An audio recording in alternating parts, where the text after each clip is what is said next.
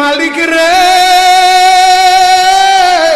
আমি বড় পাপী, আমি বড় গুনাহগার। ও দয়ার আল্লাহ, আমি 10 বছর তোমার গোলামি করি নাই, আমি 20 বছর গোলামি করি নাই।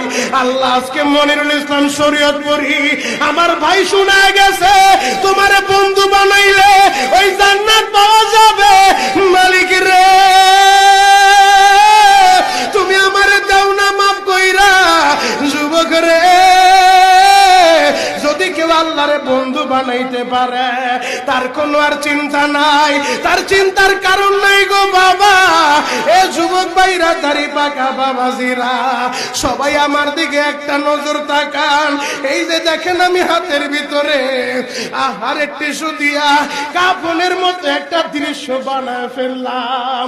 এমন একটা কাপড় আপনার শরীরে একদিন উঠে যাবে, আমার শরীরও একদিন উঠে যাবে।